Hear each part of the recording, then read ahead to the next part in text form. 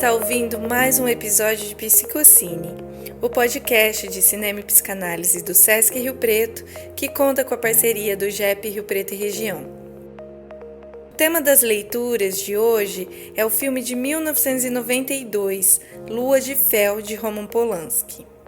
O filme torna-se aqui ferramenta indispensável da análise e discussão psicanalíticas, uma vez que os limites legais são bastante restritos para o compartilhamento de casos como os que aparecem em Lua de Fel, mesmo que com finalidade de pesquisa.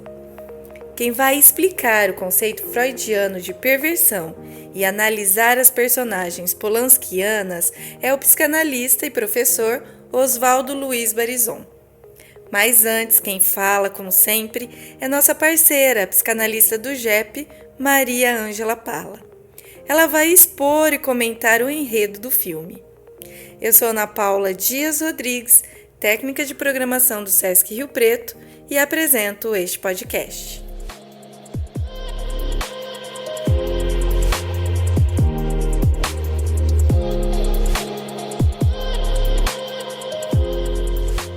Eu sempre faço um resumo do filme antes, né, rapidamente. Tem pessoas que veem o debate, que não assistiram o filme, que podem ver depois. Tem pessoas que já assistiram o filme, então eu faço um resuminho antes do filme bem rápido. E eu gostaria de, hoje, fazer um pouquinho diferente, porque não tem como fazer um resumo desse filme sem falar um pouquinho do Roman Polanski, né? Esse filme, ele tem um colorido, né? Quer dizer, bem trágico, né? Então, não tem como não perpassar rapidamente pela vida dele, e porque o Roman Polanski, de fato, ele carrega na sua obra, né? Esse tom de dramaticidade, né? Da sua vida e da sua infância, né? Ele nasceu em 1933, ele é filho de judeus, polaco, e com 3 anos, seus pais mudaram para Cracóvia, e acreditando que ali eles estariam mais seguros antes da guerra, né? Mas o fato deles terem se instalado na Polônia ocasionou assim realmente muitos infortúnios na vida na vida de Polanski com a proximidade da Segunda Guerra Mundial, né? Então, esse fato da família ser de origem judia, né? Eles acabaram, durante a guerra, sendo confinados num gueto, né, todo murado. Ele assistiu a mãe dele e a irmã sendo levada pelos soldados do Hitler, sem ao menos saber por que e como, né? Ele perdeu a mãe num campo de concentração de Auschwitz, juntamente com outros familiares dele também. Seu pai foi preso também no campo de concentração e foi um dos poucos sobreviventes no campo de concentração, que ele ficou na Áustria. E Polanski também sobreviveu no gueto depois de ter vivido com muita penúria, né? Como mendigo, escondendo-se em floresta, alimentando-se do que encontrava e do que roubava, né? Então, embora ele tenha conseguido sobreviver, o Polanski, nesse período, realmente ele foi muito maltratado. Ele sofreu espancamento quase frontal, que lhe provocou um traumatismo craniano muito grave, né? E no final da guerra, ele encontrou seus tios, né? E o pai retorna e ele encontra o pai no final da guerra. Em agosto de 1969, ele já morando nos Estados Unidos, enquanto ele estava em uma viagem para a Inglaterra, ele era casado com a Sharon Tate. Então, a sua mulher grávida, né, a Sharon Tate, de 8 meses, ela foi brutalmente assassinada, com 16 facadas na barriga, por integrantes da família Mason, né, liderada por Charles Manson, né, junto com seus amigos. Eu me lembro dessa chacina, foi uma coisa tão horripilante essa chacina, como todos morreram, que ficou uma coisa inesquecível, né, de tal atrocidade que foi, né, todas essas mortes. Ela e os amigos, a mulher dele e os amigos tiveram, né. Em março de 77, ele declarou-se culpado e foi preso também por abuso sexual. Uma garota de 13 anos, que após fiança, ele foi solto. E ao saber que ele seria preso outra vez, ele foi para a Europa, né? E desde então ele se encontra foragido da justiça norte-americana. E em 80 ele pediu exílio na França e aí ele conhece a sua atual mulher, que é a Emanuele Seiner, que tem 2 filhos com ela, que é a própria atriz do filme, né? Que é a mulher dele, né? Então, o Polanski, com toda essa dramaticidade, essa história dramática de vida, ele tornou-se um cineasta especialista em complexidade das relações humanas, romance, amor, tragédia, né? Ele que dirigiu O Bebê de Rosemary, Chinatown, Tess, O Pianista e etc., vários outros. Esse filme acompanha os passageiros de um transatlântico, né? Deslocando-se de férias pelo Mediterrâneo. E focalizando como casais principais Oscar, Mimi e Nigel e Fiona. Nigel, ele vê-se atraído por Mimi e se insinua sexualmente para ele, a Mimi. Né? Na sequência, Oscar aborda-o de forma provocativa e, a partir daí, interpola-se na trama um relato de Oscar sobre a vida amorosa que ele tinha com Vivi, né?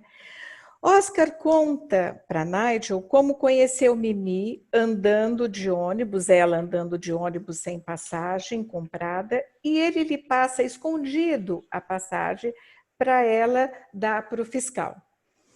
Ele fica obcecado por ela, ele fica literalmente enfeitiçado por ela. E, finalmente, quando se encontra, a paixão entre eles se incendeia. O paraíso da paixão dos primeiros tempos, ele seguiu-se o receio do esvanecimento do desejo. Segue-se um período de tentativa desesperada de sustentação da relação e do desejo, por meio de uma sexualidade que simula a ausência de limites.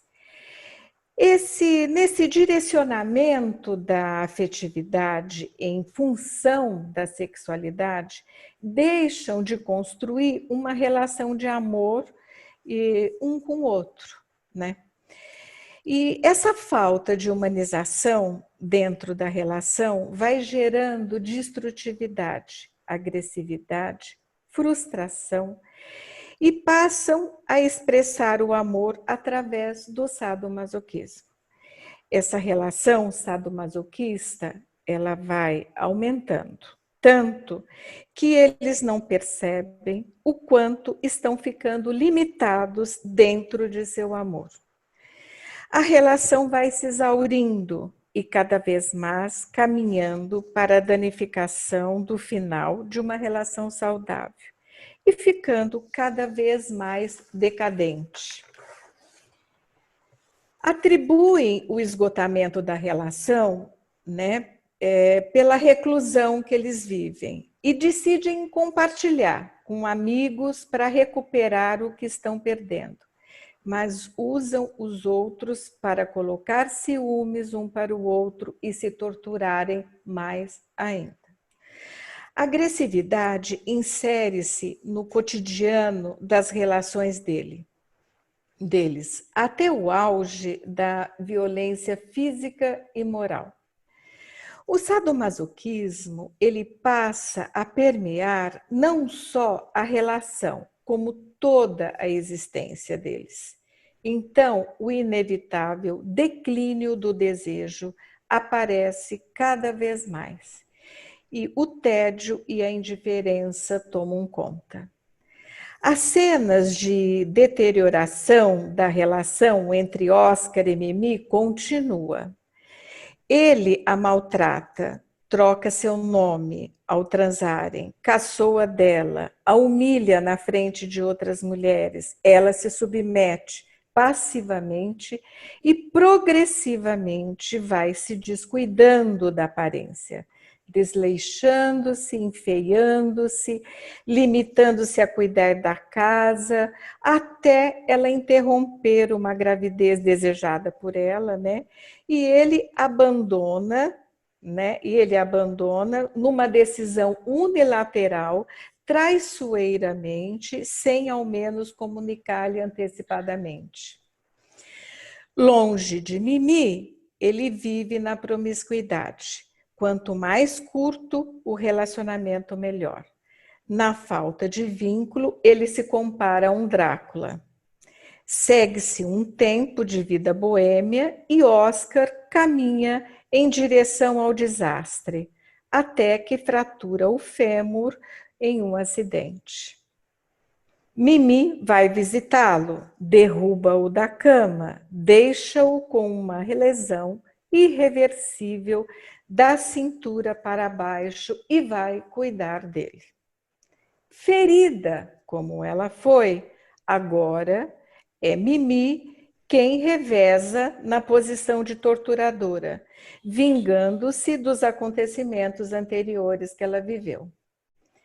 O amor se transforma em uma relação de poder, em quem pode infligir mais sofrimento ao outro. O filme continua com uma sequência de acontecimentos inesperados, quando Oscar e Mimi inserem Nigel e Fiona nos seus jogos amorosos. Nós, espectadores, somos seduzidos por esse jogo perigoso dos conflitos das relações humanas. Até o final, que Oscar mata Mimi e se suicida. Esse filme, ele nos mostra o lado escuro das relações amorosas, onde o bom e mal se invertem, prazer e dor se confundem, e o amor dá lugar ao poder. Ele nos apresenta um casal que entra em uma convivência tão destrutiva que a relação amorosa acaba desembocando e dando lugar a uma tragédia. Então é isso, gente. Agora eu vou passar os comentários para o Oswaldo Luiz Barizon. O Oswaldo é membro efetivo e docente do Instituto da Sociedade Brasileira de Psicanálise de São Paulo. Ele é membro do GEP, né, do Grupo de Estudo de Psicanalítico de São José do Rio Preto e região, e ele é mestre em letras. Então, agora está com a palavra, Oswaldo. Mas eu queria retomar um pouquinho, no dia que a gente discutiu tomates verdes fritos, né, a Eleni estava coordenando, e alguém da plateia perguntou essa questão do uso do cinema como no trabalho clínico, né? E não sei se vocês têm reparado, há muitos anos, aqui em Rio Preto nós temos uma tradição, acho que quase já há 25 anos, de fazer filmes e comentar filme, beirando isso já, né? Que agora é no GEP, mas antes tinha no espaço psicanalítico, né? E coincide mais ou menos com a época que a gente começou a ter muita dificuldade de falar de casos clínicos em função da questão ética, do sigilo, né? Da mudança da legislação brasileira, né? E com isso a gente tem usado muitos filmes como uma simulação de funcionamentos psíquicos, né? E os artistas, como o próprio Freud disse, que o Freud precisou inventar uma ciência para fazer aquilo que os artistas faziam diretamente, né? Que é intuitivamente fazer essa questão de falar da afetividade das pessoas através de uma maneira natural. Nós precisamos criar uma ciência, hoje nós militamos numa ciência que tem essa característica, né? Então, parece que os casos clínicos nossos, que nós não estamos podendo falar tão abertamente, nós temos usado o pessoal que os artistas propõem para a gente no cinema, principalmente no cinema, na literatura também, mas o cinema tem alguma vantagem sobre isso pela facilidade da gente poder fazer essas exposições, né?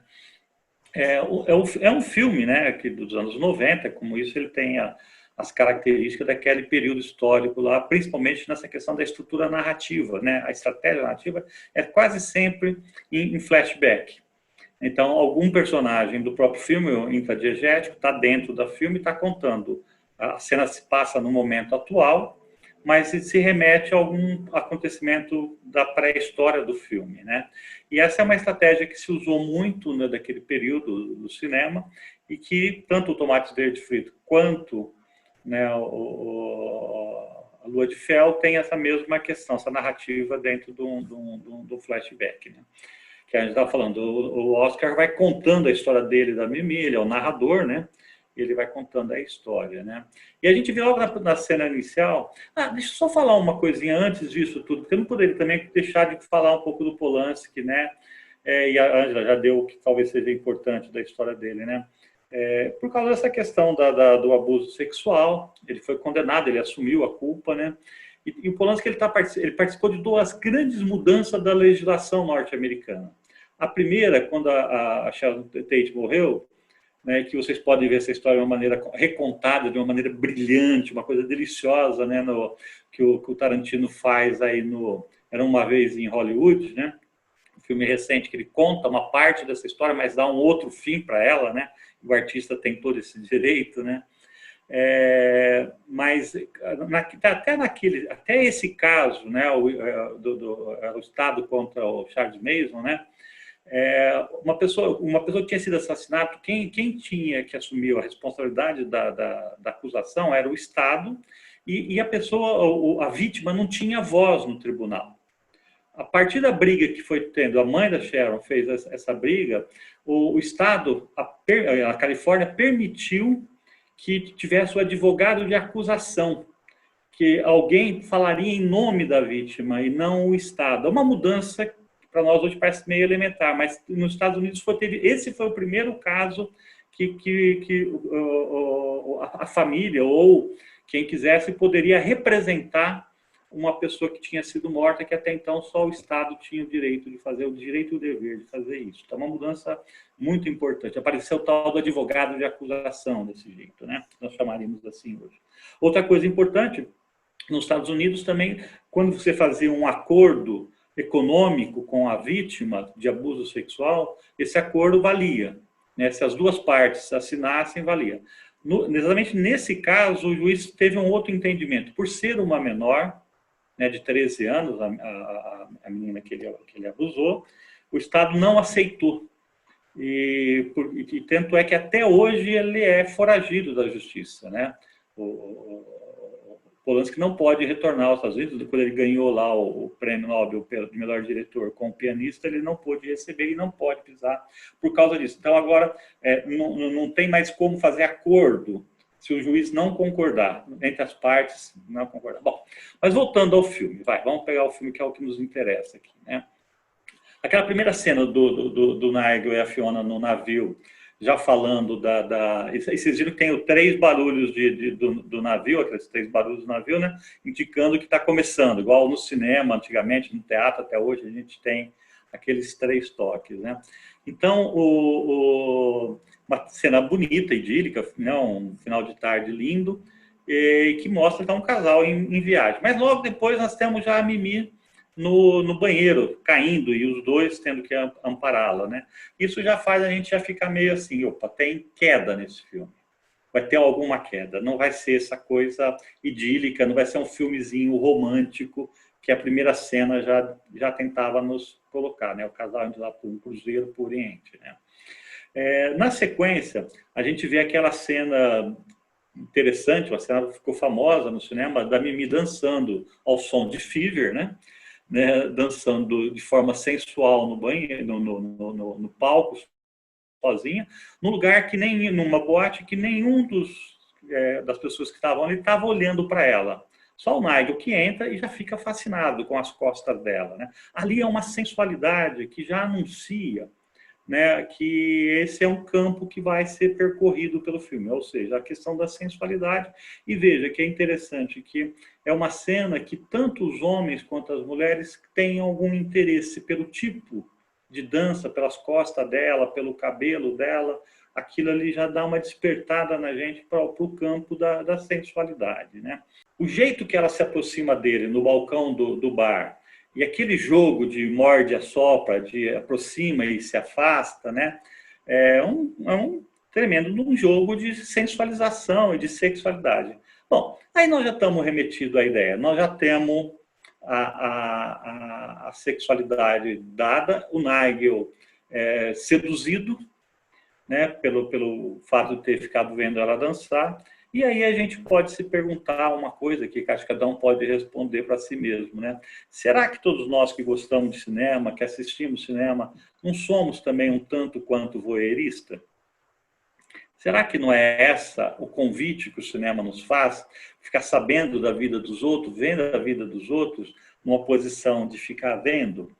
Então, ali não é só o Nigel que é seduzido, somos todos nós, né?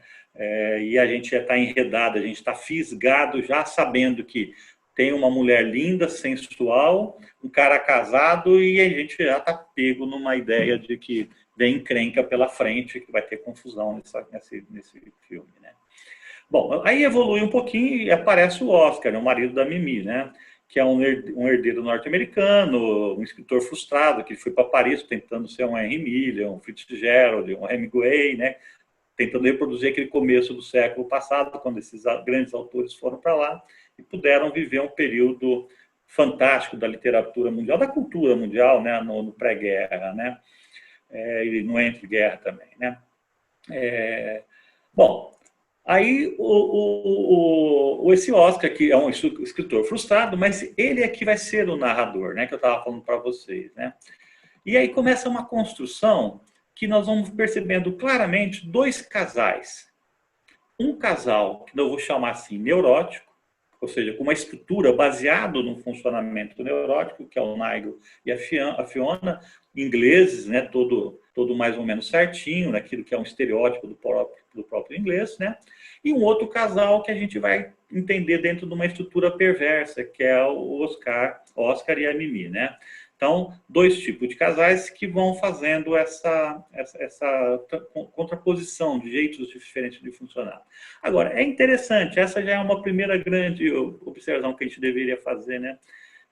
Como os perversos exercem um fascínio sobre os neuróticos, né? Eu espero não, assim, eu sei que eu estou falando com o público, tem gente da psicanálise, tem gente que não, né? Mas que entendam isso. Essas coisas da vida sexual, dos jeitos diferentes, dos jeitos particulares, nem diferente a gente pode falar, mas dos jeitos particulares da sexualidade, como isso atrai um tanto da mentalidade de todas as pessoas tidas normais, né? E é interessante o filme exatamente porque ele vai dar uma ênfase, né, nessa coisa da sexualidade perversa, que é um tipo de estrutura que é pouco comum a gente receber ou ficar em tratamento analítico. Isso é uma coisa que a gente observa, que um perverso dificilmente fica em análise, né? Pode até procurar em algum momento, né? Mas para ficar, né, é muito difícil. Bom, aí eu tenho que fazer um corte para vocês, esperar um pouquinho, pedir para vocês ter paciência com o filme, para a gente poder falar um pouco da sexualidade, né? Que é o tema que a psicanálise é muito importante, né? Para nós, e esse filme aciona isso, eu estou destacando essa ideia mesmo, né? A sexualidade no começo do século passado estava muito em moda, assim, ou seja, a ciência conversar sobre a sexualidade estava começando, né? Estava num momento, assim, com vários pesquisadores já falando isso. Mas Freud, desde 1900 e um pouquinho antes até, ele tinha uma porção de material já que estava pronto, que esperava que uma fagulha iluminasse tudo aquilo, numa carta que ele escreve para o Fliess, ele conta isso.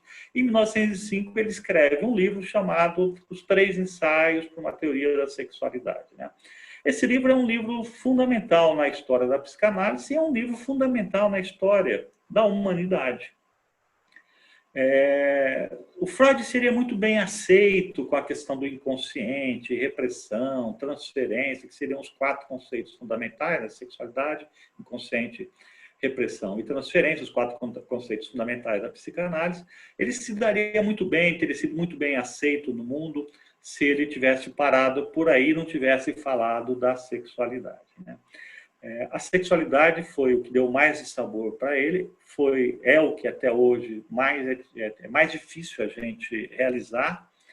Talvez não os psicanalistas que trabalham realmente com essa ideia, né? Mas na cultura, a questão da sexualidade, porque ela é muito confundida com o sexo, né? E Freud traz ideias assim muito diferentes, muito impactante, e que a importância desse texto e de todas as vezes que ele trabalhou com esse assunto, e a própria psicanálise, é que é um tipo de trabalho que um cientista faz e que muda a cultura, né?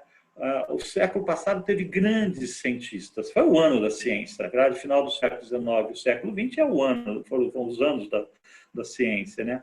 Mas essa ideia da sexualidade e a psicanálise ter se misturado com a cultura foi a maior contribuição que o Freud deu para a humanidade, a ponto de ser tido como o cientista mais importante do século, exatamente por ter mexido com as ideias dele, mexeu na nossa forma de se relacionar, né? E o que é basicamente o que ele propunha? Olha, ele falava que uma criança, desde que a gente nasce, ou até mesmo antes de nascer, a gente tem um tipo de sexualidade. Que é essa sexualidade que nós conhecemos hoje, que nós adultos temos chance de poder ter a ideia do coito, a ideia do sexo, isso, na verdade, é o resultado de um longo processo de desenvolvimento, que começa nas primeiras relações da criança com o próprio corpo e com o meio ambiente, e que vai se desenvolvendo de etapas em etapas, passando por várias fases, né? Até chegar a essa coisa que nós chamamos da sexualidade adulta, né? Essa sim pronta para a procriação. Então, se a gente puder abstrair disso e entender que o sexo que a gente fala hoje é, de verdade, o resultado de um longo processo de desenvolvimento, com muitas idas e vindas, com acertos e desacertos, a gente vai entender muito, grande parte dos sofrimentos que a gente vive, né? E grande parte daquilo que é a ideia principal da psicanálise. Sabe por quê? A gente tende a acreditar que a gente é uma mente, né? Mas a mente, ela é uma construção tardia, tanto na nossa espécie quanto na gente mesmo. A gente começa, obviamente, quando a gente nasce, já tem fragmentos de mente, mas a gente precisa de um longo processo também para construir a mente tal qual nós podemos observar na gente mesmo. E a mente, se ela funciona, ela tem que ter um motor, né? Tudo que funciona, isso é lá Aristóteles, né?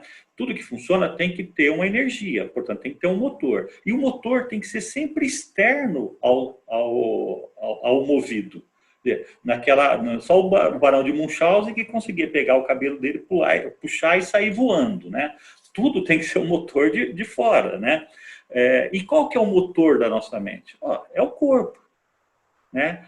Então, o Freud vai propor para a gente uma ideia de pulsão, né, de uma força, de um instinto, de uma coisa que movimenta a mente, na busca de tirar, de aliviar algum tipo de excitação e de desconforto que nós estamos tendo.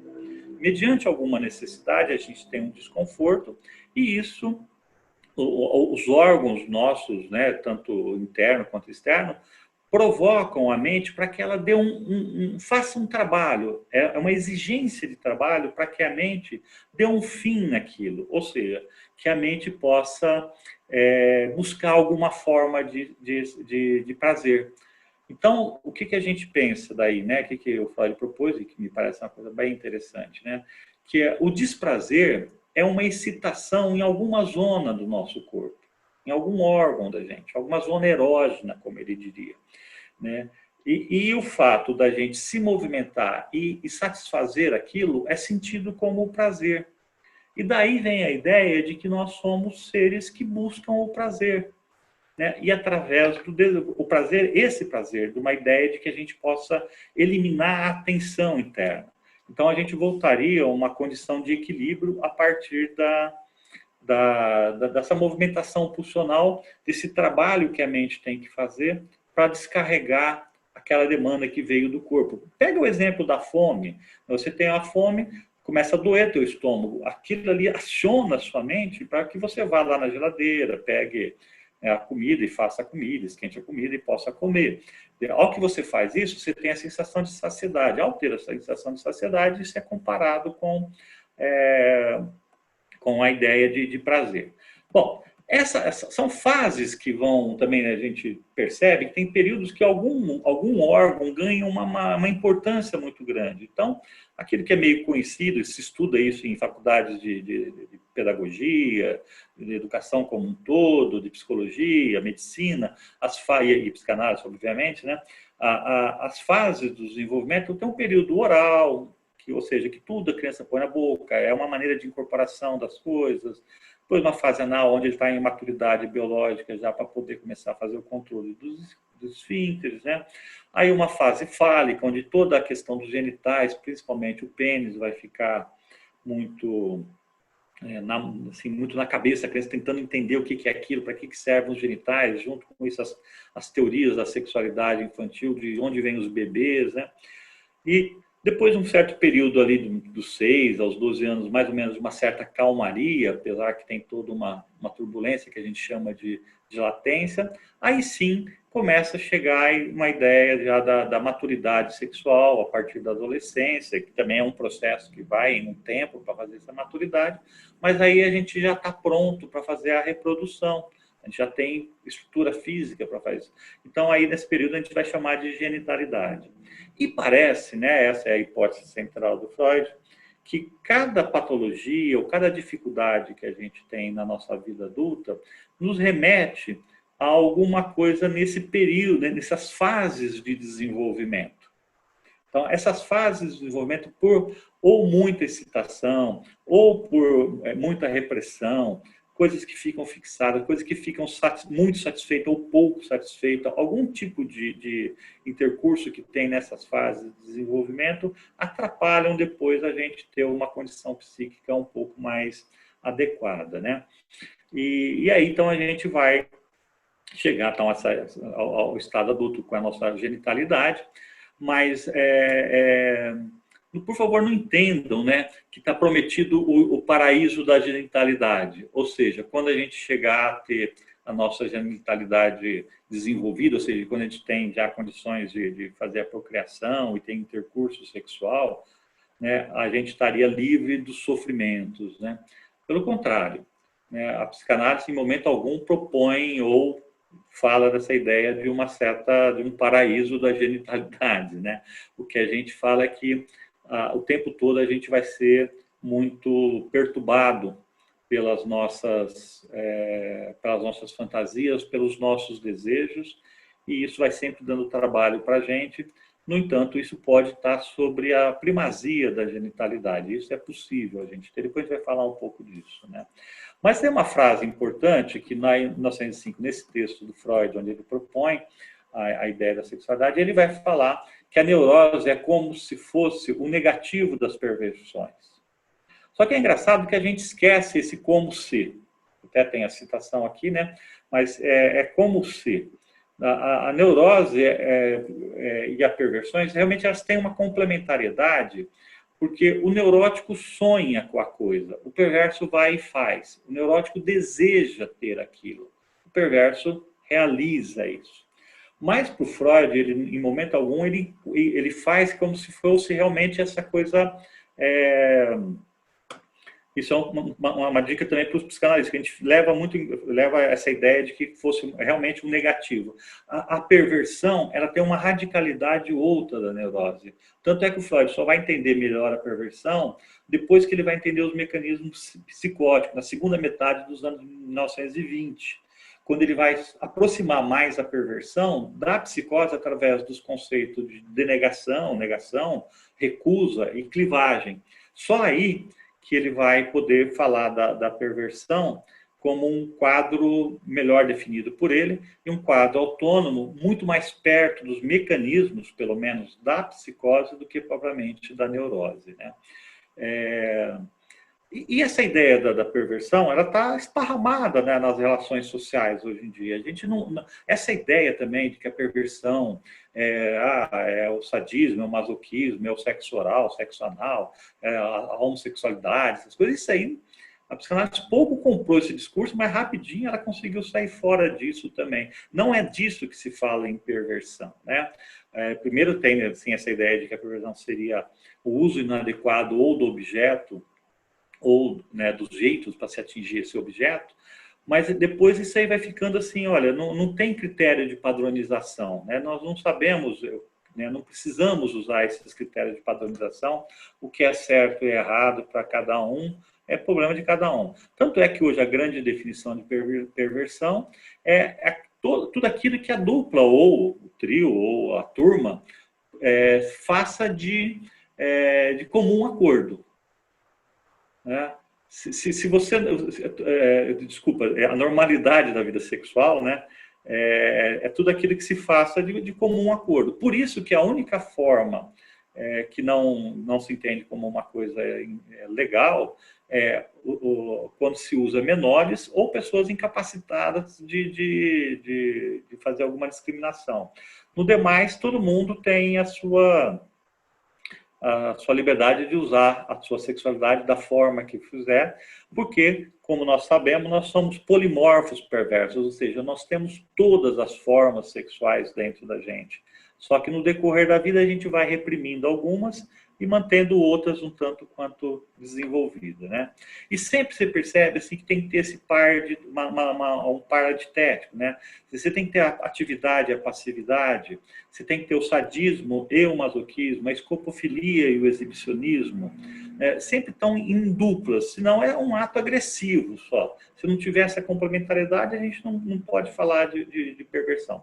Mas existem as perversões também que a gente usa, um conceito mais amplo hoje, nas relações sociais. Então, você fazer um uso perverso do teu poder, o uso perverso da sedução, o uso perverso de um patrão em relação ao empregado, de humilhar o empregado, ou do Estado, ou das pessoas que vão para a política e fazem uso perverso disso. Bom, tem um monte de coisas que é uma ampliação desse conceito de perversão, né? O que a gente pode pensar é que na própria vida sexual, é uma proposição, isso que eu estou fazendo para vocês, que a normalidade estaria na condição do sujeito ser capaz de obter prazer e se sentir suficientemente satisfeito na forma e no objeto que ele escolheu para ter. Sendo que essa forma, né, seja suficientemente atrativa para que ele não possa abrir mão de todas as outras fantasias que vêm. A gente é o tempo todo tentado por fantasias, uns mais, outros menos. Fantasias daquilo que a gente não tem, porque as fantasias são a manifestação do desejo.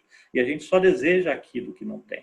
Agora, se a gente consegue perceber que aquilo que a gente tem é mais suficiente para dar o prazer do que você arriscar essas outras formas, parece que você consegue algum nível de satisfação na vida, né? Agora, para isso, né, a gente tem que superar o drama edípico, né, tem que aceitar a castração e a interdição do incesto. Por isso que talvez o perverso não consiga ficar em análise, porque ele não aceita a frustração da castração, né? Ele não aceita abrir mão de que ele pode ter desejo, mas não é porque ele tem desejo que ele é obrigado a fazer isso, ele vai ter que fazer aquilo, né? Ele pode abrir mão disso, né? Depois a gente pode conversar mais disso. Mas vamos voltar para o filme, né? Vocês veem, assim, né, a Anja deu uma resumida para dele, né, nesse filme, mas vocês veem aquela cena inicial que eles se conhecem. Tem uma cena que é bonita, porque ela está dentro do ônibus 96, né? No banco de trás, olhando pelo para-brisa. Ele está na rua vendo Paris ao fundo e está vendo um cartaz, o 3615 ULA, né? E esse cartaz ele volta várias vezes no filme, se vocês observarem. Inclusive, quando ele liga para aquela prostituta, aí se revela para esse cartaz, né?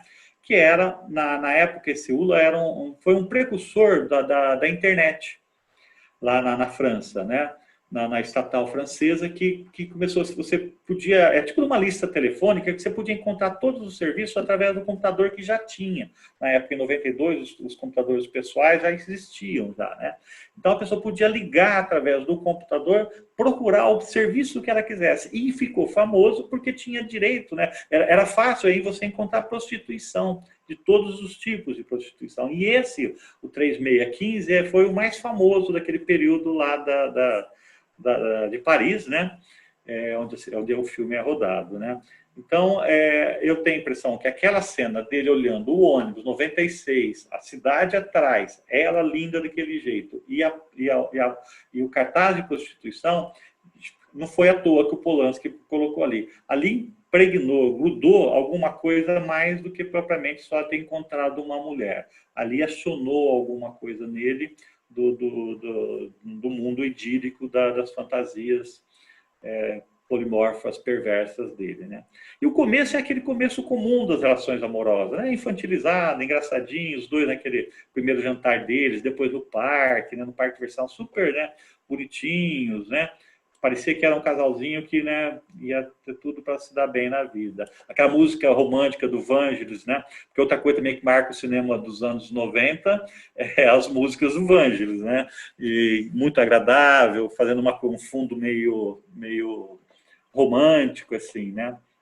Eu acho que aquela cena da navalha, quando ela vai fazer a barba dele, ela corta, ali também mostra alguma coisa de uma virada. Ali eu acho que tem uma coisa na virada da trama, né? E logo depois tem a cena dele falando ele está contando na cabine do navio para o Nigel esse começo da parte da história deles, né? E ele fala para o Nigel que o Nigel daria um bom analista, né? Eu não tenho dúvida que o Polanski conheceu todas essas teorizações que eu audaciosamente tentei resumir nessa primeira parte que eu fiz ali, que percebi que ficou um monte de vazios na minha fala, né? Outra cena de virada, né, que ele fala assim, eles estão bem na relação, né? Eles estão super curtindo a sexualidade, aquela cena da dança dela, que é uma cena que também que marcou o cinema, uma cena muito referida àquela dança que ela faz na sala da casa, né? Mas quando ele descreve o Golden Shower, né? Quando ele descreve a situação dela urinar sobre o rosto dele, né? Um presidente sul-americano ficaria excitadíssimo numa cena dessa, né? Brincadeirinha. Esse filme também, eu acho que ele tem um certo diálogo com aquele filme do Nagisa Oshima, de 76, que é o Império do Sentido, né? Porque também é um outro filme que vai levar a questão da perversão, a questão da sensualidade, essa questão da pulsão sexual ao extremo, onde não tem saída, né? Porque não tem jeito de sair disso. Esse é o império do sentido. Ou entra o psíquico, ou nós estamos condenados a seguir como um animal qualquer para o abatedor.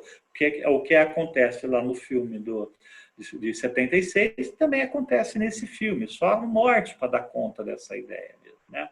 E aí vocês vão vendo assim, né? Aquela cena dos filmes que a gente já estava destacando quando eles saem para dançar lá, mostra o tanto que eles estavam fusionados, porque não era uma relação amorosa, era uma relação de fusão. Não cabia, eles ficavam trancados naquele apartamento e não cabia nenhum tipo de triangulação. Ora, a triangulação é exatamente aquilo que faz a gente ser capaz de aceitar a castração. Quando a gente percebe a triangulação, a gente tem que começar a se haver com a história de que eu vou ficar de fora, que é o que eu vou ser o excluído, o terceiro que é excluído. E eu aceitar essa frustração de não ter o pai e a mãe de forma exclusiva e também não poder matar as pessoas que me atrapalham na vida, isso é o que me faz entrar na cultura. E eles não estavam nessa condição de ter uma triangulação. Tanto é que você vê que a partir dessa cena, né, dos ciúmes, que eles já estão no universo bastante da perversão já, começa a degringolar toda a relação dos dois. né? E ela começa a se despersonalizar, aquela questão de cortar o cabelo, ela vai ficando perdida, ele tem uma posição muito mais sádica, em princípio, depois ela vai ser a sádica, né? Mas ela vai ficando despersonalizada, dizer que aquela mulher linda do começo, aquela mulher exuberante, né? Vai sumindo para aquela menina, né? Quase que ridícula na festa, lá quando ela pinta o rosto todo de branco, fica parecendo um fantasma, ele maltratando, né? E chega ao prumo da crueldade depois do aborto, né? A cena do avião é uma das cenas mais terríveis que alguém poderia ter imaginado, de como uma forma de menosprezar e se vingar de alguém, né? Quando eles estão já terminando, né, a relação, depois daquela cena, lembram a primeira cena que ela está tomando um iogurte pela manhã e ela está de roupão e deixa o iogurte cair nos seios. É uma cena linda sob o ponto de vista de erotismo, né? Aí depois tem uma outra cena mais para frente que ela também está tomando o iogurte no bico da garrafa e os dois eles fazem um ataque, assim, é uma navalha, os dois discutindo a questão da língua, depois ela ser garçonete, ele ser um escritor fracassado, os dois estão se atacando ali de uma maneira e saem na porrada mesmo, né? Ele bate nela, né? Depois ele, né, tentam se reconciliar, vão lá para Montparnasse e ele fala que acabou. Aí depois tem essa história toda do aborto, a cena do avião, que ele vai embora, e aí ele vai naquele caminho. Mas lá na cena quando eles estão lá em cima da igreja, ela pergunta assim para ele qual o crime que ela fez, né? Pois até para o criminoso se diz qual foi o crime, né? E essa resposta, né, ela só vai ser dada na última fala do Oscar, né? Quando ele fala: nós fomos gananciosos demais, baby, né? É essa última fala que ele faz antes de se matar, depois daquela coisa. Então, eu acho que essa ideia, né, da ganância da sexualidade, né, do império do sentido, né, é o que vai marcando, né, todo esse filme e tem essa ideia mesmo, né, de que a sexualidade não contida através da ideia da castração, ela se torna uma coisa por demais perigosa para todos nós, né? Então, acho que agora, né, deu 25 minutos de fala, eu acho que a gente poderia abrir para ouvir um pouco as pessoas, ver se isso faz algum sentido e como que a gente pode ver, porque eu sei que é um filme que permite diversas leituras, né? E eu estou destacando essa leitura baseada na ideia de um casal perverso e de um casal neurótico, e a questão da neurose, do neurótico capturado pelo universo da perversão, e acho que é muito o que acontece conosco quando a gente também se mete a assistir cinema, né? Na gravação do podcast, tivemos a interação de ouvintes por meio de perguntas. Vamos ouvir? Obrigada pela leitura, Oswaldo. A gente tem já algumas questões. Eu também gostaria de fazer uma. A sua leitura foi conduzida no sentido de que aquela narrativa apresentada pelo Oscar era, de fato, uma narrativa real, né? Ele retratava ali como se tudo aquilo, de fato, tivesse acontecido. Se nós tomarmos tudo isso como uma invenção do Oscar, só pelos fatos que aconteceram no navio e que a gente toma por real ali, né? Como é que seria a análise desse casal, do Oscar e da Mimi? Não sei se tem essa necessidade, porque tudo isso dali é uma obra de ficção. Então, portanto, não importa essa narrativa, né? Se ela estava baseada no que os dois viveram mesmo, né? Ou não, ou se era um ato de criação do Oscar. Até que a Mimi fala ela inventa, né? Ele tá exagerando, ele está inventando. Lógico que deve ter, como cada vez que a gente conta uma história, a gente pode inventar algumas coisas em cima dela. Mas tem a impressão que o barato desse filme é exatamente a gente pensar que aquilo pode ter acontecido muito perto daquilo que foi, né? É uma narrativa que nos encanta, nos incomoda, né? É um filme que você não tem como não ser pego afetivamente. Você fica raivoso, você fica com a respiração... tem uma porção de clichês, eu até acho que sob o ponto de vista de linguagem de cinema, não é um filme... veja O Meu Rei, que a gente viu há um tempo atrás aí, né? Sob o ponto de vista de que também tinha um jogo perverso do personagem do Vincent, né? Do rapaz lá, né? Que era muito mais sutil, era muito mais inteligente a construção. Esse daqui foi um clichê de todo... O Polanski colocou todas as patologias, né, possíveis, né, as visíveis da sexualidade, talvez para pegar o maior número de pessoas, né?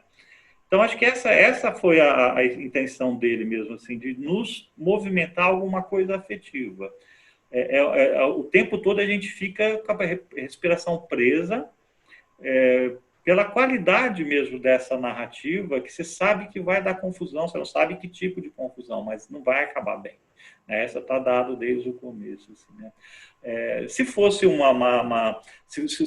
se aquele casal não fosse o casal perverso, né, a Mimi e o Oscar, eu diria que eles são tremendos escritores, são artistas que conseguiram criar uma narrativa que encanta e que é muito verossímil, né? É muito possível que algo daquele tipo tenha acontecido mesmo. Né? Não sei se te respondi, né? Não, eu pergunto porque a linguagem que o Oscar usa para narrar é toda trabalhada, né? E também, desde o início, me parece que se apresenta ali um pacto do casal para enredar os outros. Então, desde o início, parece que eles estão muito acertados para um final, né? Que é aquele desfecho. Então, talvez mesmo que isso não aconteça, e é claro, a análise dos fatos e do que é narrado ali não perde de maneira nenhuma a sua validade, mas como seria, né, pensar que eles estavam já inventando tudo aquilo para enredar um outro casal, outras pessoas, e depois terminarem como o filme termina. Tem a pergunta aqui da Marli Terra Verde. Ela quer saber como você vê a diferença entre o desenvolvimento sexual e o desenvolvimento da capacidade de amar. E aí o Samuel Verona Moretti, ele complementa, pedindo para que você fale se essas diferenças, né, desses dois desenvolvimentos, sexual e da capacidade de amar, são perceptíveis na personagem do Oscar. Boas perguntas, né? Sim, e daria para a gente pensar assim, né? Há digamos assim, dentro de uma visão mais purista, ou seja, sem pegar as várias nuances que tem isso, né? A gente poderia dizer assim, que se de um lado a gente tem uma condição mais narcísica, né, de que a pessoa não é capaz de amar, ela é só capaz de olhar para si mesma, nessa coisa mesmo que a gente conhece a partir do mito do Édipo, né, de que a gente só olha para o próprio umbigo, né, e portanto seria pouco capaz de amar. De um outro lado, nós teríamos a capacidade, sim, de fazer o relacionamento que o Freud chama de anaclítico, que o Bion vai chamar de socialismo, né, que é essa capacidade da gente entender o outro, se colocar no lugar do outro, ter compaixão pelo outro, né? Entender a lógica do outro, que isso não serve só para a gente pensar na relação amorosa de casal, viu? Ou de dupla, né? Serve para a gente pensar na sociedade, né? A tua capacidade de querer preservar os outros usando máscara, por exemplo, não andando pela rua, é uma capacidade anaclítica, uma capacidade que você tem de se colocar no lugar do outro, de ter compaixão, de ter empatia pelo outro. Então, do desenvolvimento na psicossexualidade, né, E sempre, em psicanálise, dificilmente a gente fala em sexualidade. Só fala quando a gente está cansado, a gente corta a palavra e fala, né, sexualidade. Mas, na verdade, a gente tem que falar psicossexualidade, porque essas duas coisas são a mesma e se desenvolvem ao mesmo tempo. Né? Não tem jeito de separar essas duas coisas. Né? O desenvolvimento da psicossexualidade, então, parte, sim, de uma coisa narcísica, portanto, não, no outro nem existe, eu não considero o outro, para chegar a alguma coisa perto da genitalidade, com a capacidade da genitalidade, aí sim, com essa condição da gente se colocar no lugar do outro e ser capaz de amar. Esse é um longo desenvolvimento que nós vamos, talvez, a vida toda fazendo isso para realmente ser capaz de se colocar dentro da lógica do outro. Eu acho, Ana Paula e Samuel e Otávio, perguntou também, né? Eu acho até que a grande parte do treino de um analista, o desenvolvimento de um analista é exatamente para ter essa capacidade de se colocar dentro do outro, para poder sentir junto com o outro, né? Sentir de forma empática, de sentir com o outro, para poder entender o que aquela pessoa vive, né? Grande parte do nosso desenvolvimento de uma análise é para chegar a essa condição. E vocês observam agora na sociedade que nós estamos vivendo, um momento que nós estamos todos ameaçados, pessoas que são capazes de um ato amoroso, de abrir mão de algumas coisas que são importantes, passear, ir no shopping, encontrar os outros, usar máscara, né, que é uma coisa tão, né, básica. Parece que ficou importante hoje para nós, ou não, os outros que se ferram, não tem nada a ver com isso, né? É o mesmo raciocínio que a gente pode fazer, tá? Bom, agora é a pergunta da Cristiane Cadran. Ela pede para você falar um pouquinho mais sobre o desenvolvimento da estrutura da mente, da Mimi, que aparece muitas vezes calada, distante, né? Ela fala aqui como se estivesse com um cérebro vazio, né? Como se não pensasse nada. E a fala infantilizada dela. Como isso se relaciona com toda a manifestação sexual exacerbada e perversa? A gente não tem muita coisa, a gente não tem nada da história deles antes do começo do filme, assim, da narrativa que o Oscar faz mesmo, né? Então a gente não sabe, não tem jeito de a gente fazer digamos assim, uma busca por determinantes, né, na infância, ou na vida deles, o que poderia estar dando essa condição dessa estrutura psíquica. Que não há dúvida que ela, até pela idade, até ela é uma recém-saída da adolescência, né? Ela se coloca aquela roupinha, né, do tênis, aquele tipo de... Né, uma moça que está começando a vida afetiva e talvez sexual dela mesmo, e se encontra com um cara que domina, né? Então, não há dúvida que ela fica no primeiro posicionamento bastante infantilizada, aquele jeitinho dela imitando ele no restaurante, lembra? Depois ganhando o ursinho de pelúcia no parque, né? Aquilo ali nós estamos falando de uma quase menina, né? Que esse encanto, inclusive, que aciona muito, né, a primeira aproximação do Oscar em relação a ela, né? Então, parece que ela tem essa coisa assim. Agora, me parece também, que se a gente quiser fazer uma hipótese, que ela foi sendo conduzida nesse jogo, né, junto com o Oscar, e foi descobrindo a sexualidade e foi entrando, né? É um caminho também que, né, eu acho que todos nós passamos por essas descobertas da sexualidade, a gente vai indo e cada um vai ter um certo ponto, posto que eu estava falando para vocês, que nós temos todas as formas sexuais dentro da gente. A gente, né, algumas coisas a gente consegue reprimir, outras não. Então as pessoas vão entrando, experimentando, e ela foi entrando, e se lambuzou disso, principalmente no poder que isso foi dando para ela, né? Naquela questão dela se sentir amada por um cara interessante, né? Ou desejada, pelo menos, por um cara interessante, né? Agora, a perversão que ela exerce sobre ele, aquela cena da seringa, dela furar o joelho dele, a perna dele no mesmo lugar, né? Ali eu colocaria muito na ideia de uma vingança, viu, gente?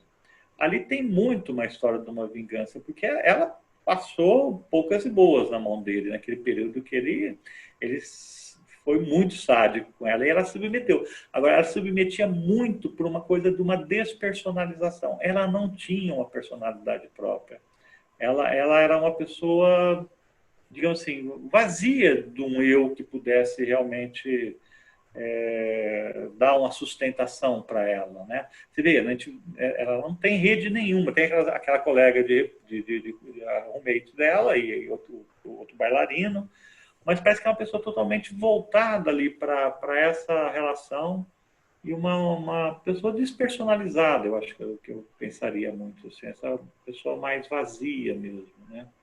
Agora a gente tem um pedido da Maria Alice Tafur dizendo para você falar como fica o casal Fiona e Nádio, na sua opinião, após ter ultrapassado os limites, embora na última cena apareça o terceiro ali na figura de uma criança. Claro, claro. Foi a conciliação que o Polanski arrumou, botando, porque aquele casal, aquele casal, aquele pai, aquela filha, né? Qual é a função no filme, né? A não ser essa daí para dar algum critério de naturalidade para depois. Vocês lembram uma cena antes lá no próprio convés do navio, que o Nigel estava decorando um discurso em voz alta para fazer para a Fiona, dizendo assim, mais ou menos assim, olha, eu sou adulto, você é adulta, nós temos que aproveitar, não tem importância se você flertar com aquele italiano, tipo assim, vamos fazer uma autorização para a gente poder fazer uma brincadeira, né? Vamos nos entregar esse universo, vou chamar assim, da perversão, ou das experiências sexuais, vai. Das experiências sexuais. Ele ensaia isso, né? E a Fiona tem uma fala que ela faz para ele, que eu acho que define o destino final do filme, que ela fala assim para ele, nada daquilo que você possa fazer, tudo aquilo que você possa fazer, eu sou capaz de fazer melhor. Quer dizer, ele não conseguiu, ele ficou babando o tempo todo pela Mimi, né, se expondo de uma situação quase de uma criança, do adolescente, né, super infantilizado ali perante uma mulher sedutora, e quem acabou indo para a cama com ela foi a Fiona, né? E para desespero dele, né, ele ficou lá bebendo e ela que foi se divertir. Então, eu não sei, eu acho que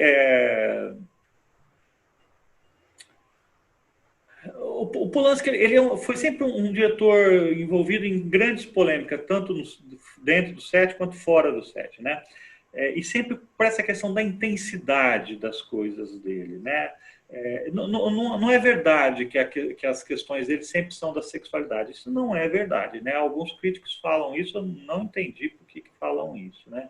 Mas o exagero, sim, né?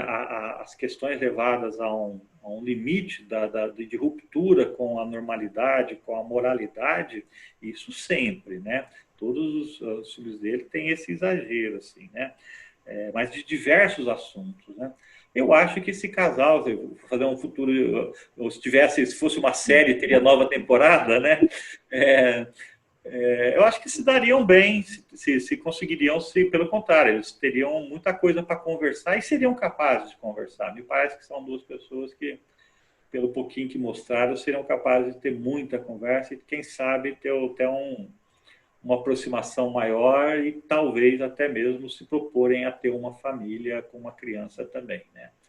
Eu acho que isso me parece que o Polanski quis nos conduzir para isso, assim, né? Que aquilo poderia ser. Ela descobriu, né? A Fiona descobriu ali um valor que talvez fizesse bem para ela, né? Então vamos ver aqui a da Regina Tabarini. Ela diz assim: achei interessante a abordagem de como o sádico passa a masoquista e vice-versa. O sádico também goza ao se impingir sofrimento, ao se ver sofrer. Será que por isso vemos no nosso cotidiano o oprimido se tornar opressor? Vai de uma questão individual para uma que talvez se relacione mais com a esfera do social, né? Acho que sim, Regina. Acho que essa é a ideia mesmo, né? Esse é um par antitético, né? O sádico, ele provoca a dor, mas ele também ele flui na dor que o outro tem, né? Ele provoca e flui. E também, até que no começo o Freud até achava que não havia um masoquismo primeiro, sempre era a questão sádico, que aí ele encontrava uma pessoa que se submetia ao masoquismo, mas o masoquismo não existiria por origem. Depois que ele vai rever, ele vai dizer assim do masoquismo originário. Mas é uma conversa mais para psicanalista, mais técnica mesmo. Assim, né? O que tem essa questão, você vê que coisa maluca, Regina. Uma pessoa que foi violentada na infância. A primeira coisa que a gente deveria pensar é que essa pessoa teria um ódio pela violência. Não é? Não. Normalmente são as pessoas que reproduzem essa violência que recebeu. Isso é uma coisa, né, que é um conceito que vem do Ferenczi, né, que é a identificação com o agressor, né? E é uma coisa muito séria para a gente entender essas questões também da sociedade.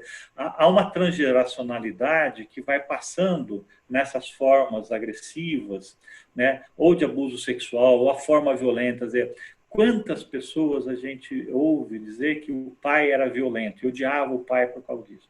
Aí você vai ver a vida dela com os filhos, o que ela é com os filhos? Violenta. Né? Claro que tudo isso é uma sina, vou dizer assim, que a única coisa que cabe para nós na nossa história é ser diferente dos nossos pais. Né? Isso é digamos assim, quase que uma obrigatoriedade que cada um tem com a vida, de pegar a nossa história e transformar para algo melhor, corrigindo os erros, cometer novos erros, porque erros nós vamos cometer com nossos filhos, né? Mas outros erros, aqueles que nos foram insuportáveis, né? Agora, é incrível como que a gente percebe em análise as pessoas seguindo rotas, trilhas que foram muito lesivas para elas, elas continuam fazendo. Nós temos conceitos para entender isso, a compulsão, a repetição, né? São conceitos que ajudam muito a gente a entender isso, essa sina meio neurótica que faz a gente reproduzir, né? Toda uma classe social que é oprimida, se ela tem chance de fazer a mudança, se ela toma o poder, por exemplo, ela vai ser opressora. Isso a história nos mostra, né? Toda pessoa que, de alguma maneira, se sentiu oprimida, se ela tem chance de oprimir alguém, né? O Machado tem um conto muito bonito, né? Que o homem está no emprego, o patrão dá uma dura nele, né? Ele maltrata ele chega em casa, maltrata a mulher maltrata o filho vai e chuta o cachorro, e no final o cachorro se pergunta, mas o que eu fiz, né? Só quem é capaz de perguntar é o cachorro, né? O que eu fiz, né? Essa ideia de passar a opressão é uma coisa bem conhecida pela gente, e isso acontece mesmo. Né? A Cláudia Guimarães, ela diz assim, podemos dizer que a incapacidade do casal Mimi e Oscar castrarem-se os levam à autodestruição como a única possibilidade de solucionar esse conflito sexual? Essa é a tese do Polanski, né? O artista, né, o poeta do filme, nos colocou essa tese, exatamente por eles, né? Disso que ela pergunta qual foi o crime que ela cometeu, né? E ele diz, nós fomos gulosos demais, né? A voracidade como uma forma de movimentação da nossa libido, né, da nossa pulsão, qualquer, né, você pensar, mas a libido no caso, né, ela é exatamente isso. A voracidade está a serviço da destruição, está a serviço da pulsão de morte. Não tem como, diante da voracidade, as coisas terminarem bem. Né? E veja, a voracidade, por ser uma movimentação da pulsão de morte, ela pode ser, né, nesse sentido, ela vai estar sempre ligada a essa ideia de não posso ter limite, eu não posso falar para mim, pega a voracidade oral de comida mesmo, né? Eu posso comer um tanto que me satisfaça, e tá bom para mim, não, mas eu como além. Isso é a voracidade, não é? Assim, o modelo principal que a gente conhece de voracidade é essa coisa, você comer já não é mais para a tua satisfação. Aquilo ali já está servindo para um tipo de destruição. Tanto é que você vai ter problemas de saúde, todo mundo sabe disso, né? Então, a própria sexualidade, até para poder lidar com o peso, a gente tem que ser capaz de se castrar, né? A ideia da castração, ela eu insisto muito com meus alunos, tem vários deles aqui, eu falo, gente, presta atenção nesse conceito, esse conceito é fundamental. Quem não é capaz de se castrar, ou seja, né, de abrir mão de alguma coisa, não consegue ter a vida pela frente. Fica sempre preso na tal do império dos sentidos, né? Vai estar sempre precisando de mais, mais, mais. E onde eles iriam parar naquela história deles, gente? Qual que era? Né? Eles estavam envolvendo outras pessoas, sacaneando outras pessoas, né? Então, essa me parece que é a tese central do Polanski. Olha, tem que ter medida. Né? Volta lá nos gregos do clássico, né? Tem que ter alguma medida, né? Tem que ser capaz de falar não. Se a gente não fala não... Porque, só para poder lembrar, para o pessoal que não é psicanálise, né, que está aqui ouvindo a gente, que eu acho que é importante, né? A entrada, vou lembrar de novo, a entrada da gente, né, na cultura, saindo de uma coisa da natureza, é exatamente quando a gente tem um grande instinto, desejando uma coisa muito forte, e a gente fala, eu queria tanto, mas eu abro mão. Né? Porque não tem nada que a gente queria mais do que ter uma mãe o tempo todo à nossa disposição. Né? Não é? Se pensou você ter um seio o tempo todo na tua boca te alimentando, você não sentir falta de nada, essa é a visão de paraíso, do Xanadu, da Ilha Deserta, do ganhar na loteria, do encontrar o grande amor, o príncipe encantado, não é essa a ideia que todo mundo tem? Né? E qual é essa ideia, se não uma mãe que o tempo todo está nos protegendo? E você tem que abrir mão disso para entregar para aquele outro que você odeia, em certo sentido. Estou pegando o ético masculino. Porque outra ideia também que a gente poderia fazer é tudo aquilo que me atrapalha eu mato. Ora, fazer essa ruptura desses grandes desejos é o que nos coloca na cultura e faz a gente levar essa vidinha que a gente leva agora, abrindo mão. Aqui se encerra o episódio do Psicocine sobre Lua de Fel, de Roman Polanski, com leitura do psicanalista Oswaldo Barizon. Você pode sugerir filmes para as próximas edições nas postagens desse podcast nas redes sociais do Sesc Rio Preto. Em breve, você acompanha aqui mais um episódio do Psicocine. Até lá!